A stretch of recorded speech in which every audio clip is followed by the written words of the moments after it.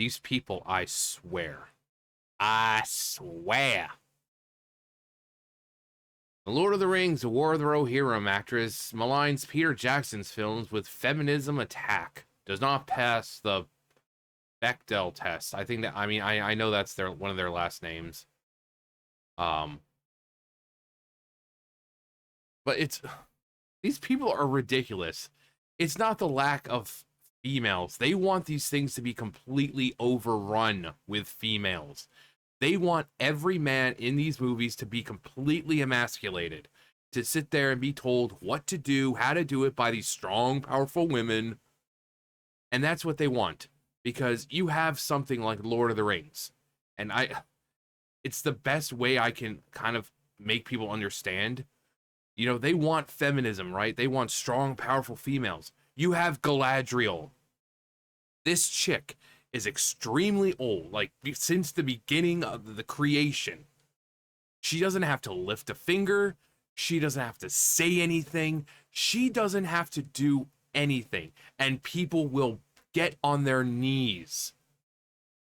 They will bow before her, and she can bring people to their knees by just being in their presence. If that doesn't say strong, powerful, badass female, I don't know what does. Her name alone strikes fear into enemies.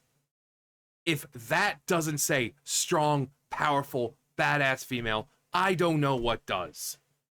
But these chicks, these women want to think like Lord of the Rings has no females at all. No one powerful. There's Galadriel, there's Éowyn, there's Arwen, there's some of the females that were introduced in The Hobbit. You know, some that didn't really actually exist, but they put them in there and they were okay. But Galadriel is the main, it shows, it's like you don't need the whole story filled with females.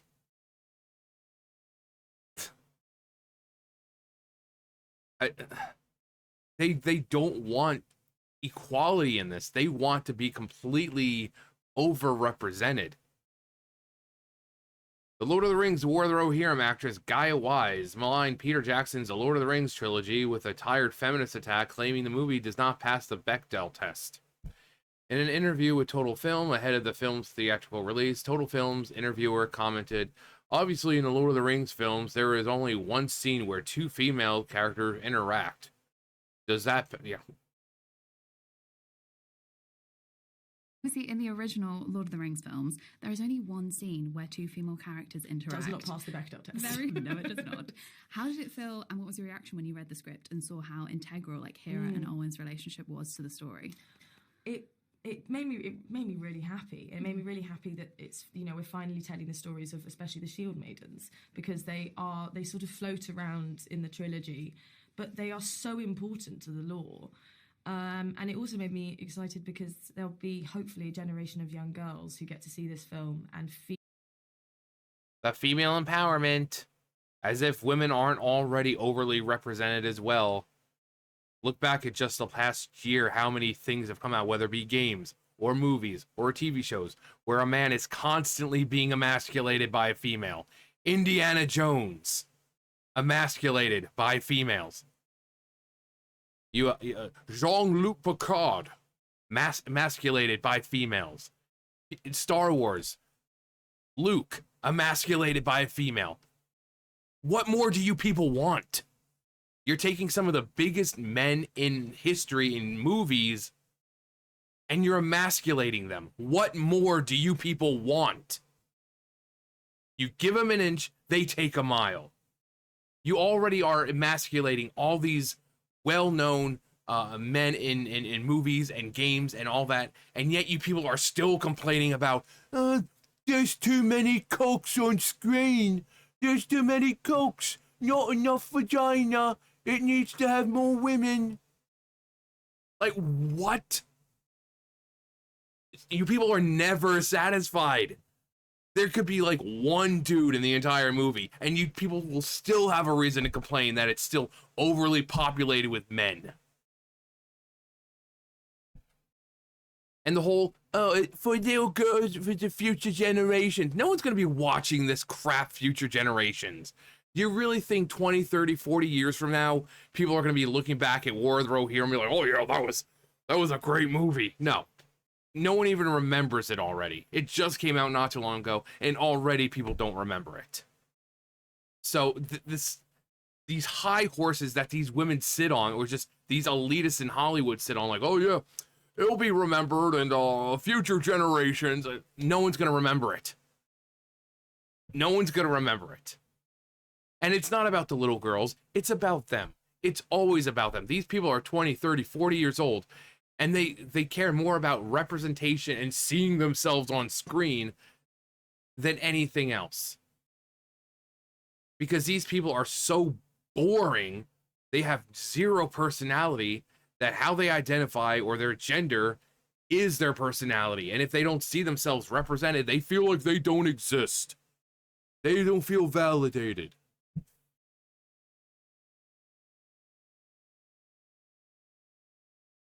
She said she did it as a joke. It was a joke. I didn't intend it for it to ever be used as a real gauge.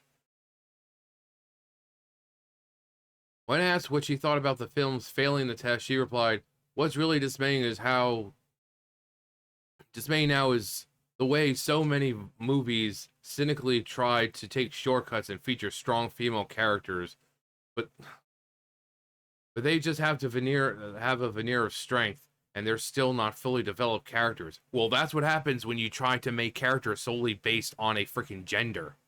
They're going to be bad characters because you're so focused on checking that box of, oh, make sure we have a strong female, that you're forgetting to give them the most important thing, a personality. A good, well-written story. You're just putting these females in there to emasculate men and to add girl power. And that is why they always fail. Captain Marvel, a freaking cardboard cutout of the woman, has more personality. But that's why characters like Galadriel and Éowyn and Arwen, despite 3 females, why they withstand the test of time and are still better characters than anything that comes out now. Because they are good written characters. They have depth to them. They aren't afraid of being feminine and vulnerable while also being strong and badass. But they don't want that now. They just want badass women who put men in their place. So there's a reason why these characters that are coming out now still cannot hold a candle to characters like Galadriel and Arwen and Éowyn. Because they were well written, these characters aren't.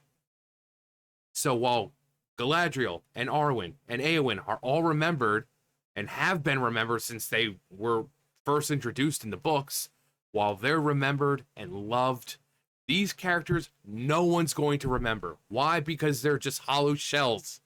They're not meant to have personality. They're there to, oh, we're going to emasculate some men because we're strong, powerful women and we can do everything the men can do. So tell me in 5 years, if anyone remembers Hera, a chick who didn't even have a name in the book. She didn't have a name. She didn't have anything to do. Like, the war starts because of her, but she wasn't involved. So tell me in just a year, rather, if you still remember Hera. And then tell me if you still remember Galadriel. Which one are you more likely to remember?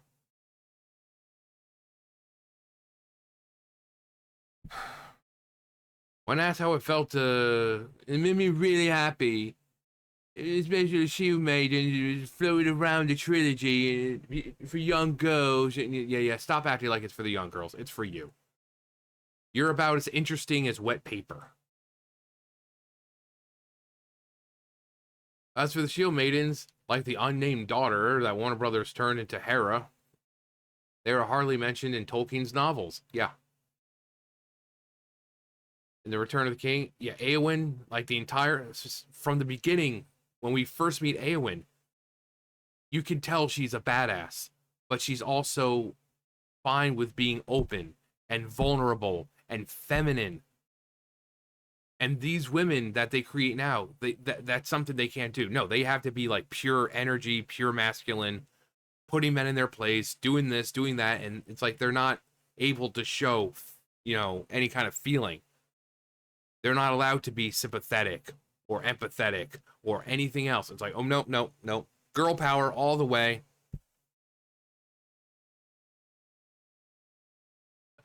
Shield Maiden, not. I have waited on faltering feet long enough. Since they falter no longer, it seems.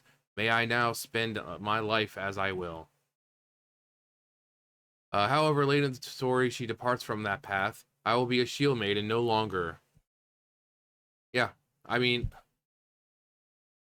and that's just in the books. That's just in the books.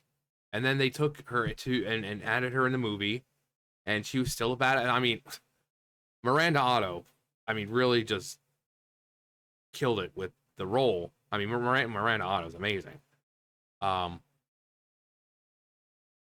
But same thing. Again, she's, there's a scene with, when she's in the halls, in the Great Hall there, and she's training, and she's got the sword and all that, and Aragorn walks in, and he sees her training, and then they have the back and forth. She comes off as very strong, but then what happens? She opens up. She becomes vulnerable.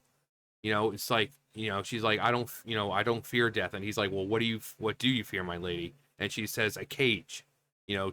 To be locked in a cage until old age takes me. So she's not only strong in that moment, but she's being vulnerable. She's opening up. She's not seeing this man as, I need to emasculate him and just keep up. No, she's opening up. She's a good written character. As for the film inspiring an entire generation of young girls, that will not come to pass either. Yeah, no one saw this movie. Like, the film was global total of 18.2 million. But sure, tell me how people are going to remember this.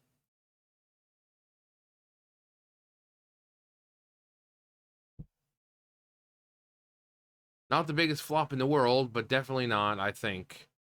Definitely not what I think. But definitely not, I think, what they were expecting for this movie. And they actually had they actually focused on what was in the appendices of J.R.R. Tolkien's work, if they had given a story and a movie that fans wanted, instead of taking some random side character. I wouldn't even call her a side character. Again, she didn't even have a name. She didn't even have a name. She had like one line. Yes, the war kicks off because of her. But she wasn't involved. She didn't have a name. She didn't do anything throughout it. And yet, let's just make her a center point. Why? Because we need to put some dirty, rotten men in their place. Random side character who is unnamed, and then making it entirely about her for the sake of some type of messaging. Then guess what people actually would have. Yeah, people, if it was the Rohirrim and it was as it was in Tolkien's work, it would have been great. I think that kind of story mixed with that anime style, that would have been great. But nope. Move away, J.R.R. Tolkien, and your work. We're just going to add a strong, powerful female because we can't help ourselves. But there's no reason why these people have to continue complaining about lack of female representation. Again, if you have a character who is so strong and so powerful that her mere presence alone brings people to their knees, what are you complaining about? What are you complaining about?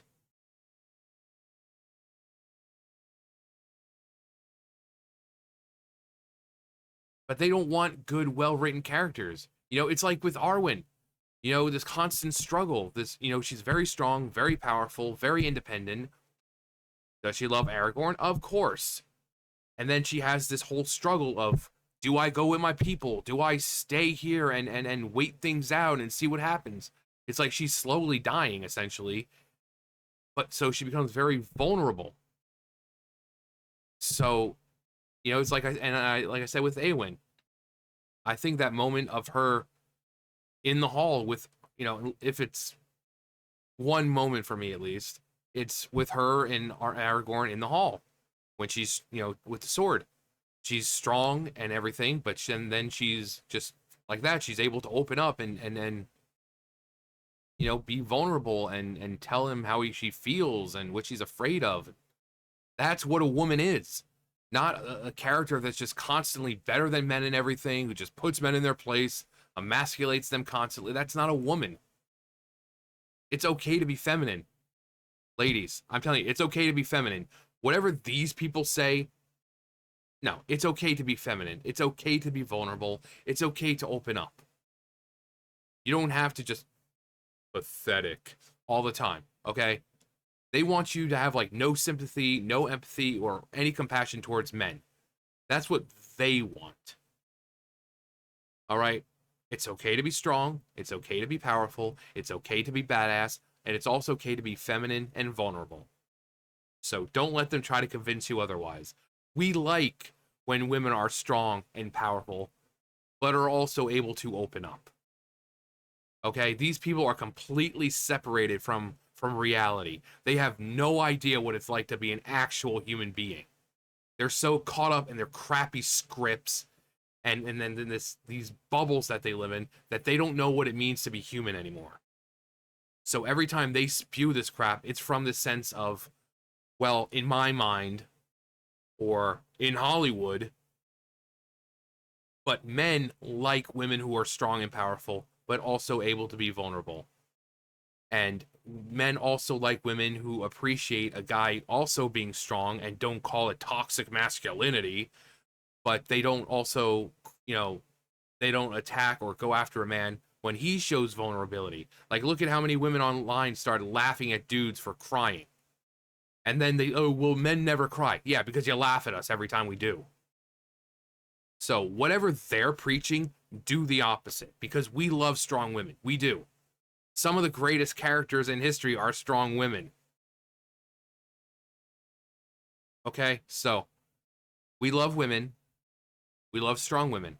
It's okay to be vulnerable. It's okay. All of that. And all the freaking morons who are going to comment, oh, you hate women, blah, blah, blah. We're all proving your point wrong. If I hated women, I wouldn't be saying what I'm saying. But just shows that you people aren't smart enough to come up with anything else. So you'll just result to calling me an incel or calling me whatever else because you're not smart. You're not smart enough to think of anything. So congratulations. You put in one of those comments. Congratulations. You're proving my point. Anyway. That's going to do it for me. You guys know the drill. I'll see you guys later. Bye, guys.